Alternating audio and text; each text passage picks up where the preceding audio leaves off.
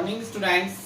तो देवनारायण गुरुकुल योजना के अंदर हम पाठ्य पुस्तक के प्रश्न का सॉल्यूशन कर रहे थे। अभी तक हमने 240 क्वेश्चनों का सॉल्यूशन कर लिया है और आज हम 241 से 250 तक के क्वेश्चनों का सॉल्यूशन करेंगे। सभी विद्यार्थी कृपया करके ध्यानपूर्वक देखें। प्रश्न आपके पास 241 है, यानी 241 का प्रश्न आपके पास है। एक दुकानदार बाजार से 40 रुपए के हिसाब से 100 किलोग्राम केले लेकर आया। उसने 50 रुपए के भाव से सभी केले बेच दिए। तो बताओ दुकानदार को कितने रुपए की आमदनी हुई। यानी क्या है, दुकानदार जो है वो 40 रुपए प्रति किग्रा यानी 1 किलो के 40 रुपए के हिसाब से 100 किलो केले लेके आया है। तो आपने देखा और उसने 50 के भाव से बेचे हैं। तो 40 के भाव से 100 किलो केलों का मूल्य कितना हो गया, 4000 रुपए। यानी दुकानदार ने 100 किलो जो केले हैं वो कितने खरीदे हैं, 4000 रुपए के खरीदे हैं। और 50 के भाव से 100 किलो केलों को बेचने पर उसको प्राप्त हुए 5000 रुपए। तो दुकानदार ने खरीदा कितने में, 4000 में, और बेचा कितना में, 5000 में। तो उसको लाभ या आमदनी कितनी हो गई, 1000 रुपए की। तो 5000 माइनस 4000 यानी जितने में बेचा है उसमें से जो खरीदा था वो घटा देंगे। यानी विमु माइनस करमु यानी विक्रय मूल्य माइनस क्रय मूल्य इक्वल क्या होता है, लाभ होता है। तो आपने देखा कि लाभ क्या होगा, 5000 माइनस 4000 बराबर 1000 रुपए। तो इस प्रकार से दुकानदार को 1000 रुपए का लाभ प्राप्त हुआ। किसी व्यक्ति की प्रतिदिन आय 500 रुपए हो तो बताओ जून माह में कुल कितने रुपए की आय होगी। यानी एक दिन को उसके 500 रुपए मिलते हैं। तो जून माह में सबसे पहले हमें यह ज्ञात होना चाहिए कि जून माह में दिनों की संख्या कितनी होती है। तो जून माह में 30 दिन होते हैं। तो 30 को अपन 500 से गुणा कर देंगे।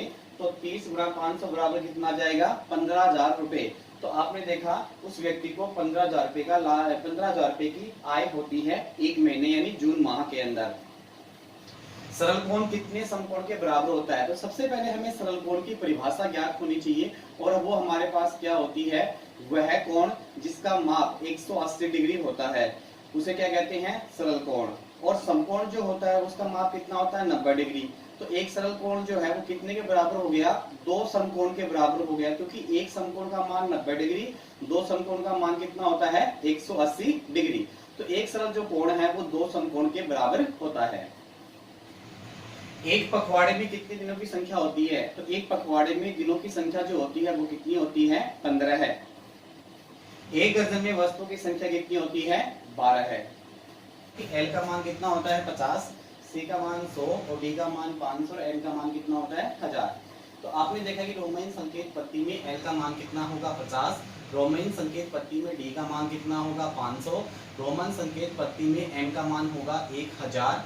क्वेश्चन नंबर 249 है आपके पास 45 के सभी गुणनखंड। सभी गुणनखंड का मतलब ये है कि जिन जिन संख्याओं का 45 में भाग जाता है वो सभी उसके गुणनखंड कहलाते हैं। तो 45 में 1 का भाग जाएगा, 45 में 3 का भी भाग जाएगा, 45 में 5 का भाग जाएगा, 45 में 9 का भाग जाएगा, 45 में 15 का भाग जाएगा और 45 में 45 का भी भाग जाएगा। तो आपने देखा कि 45 के सभी गुणनखंड क्या हो गए, 1, 3, 5, 9, 15, 45।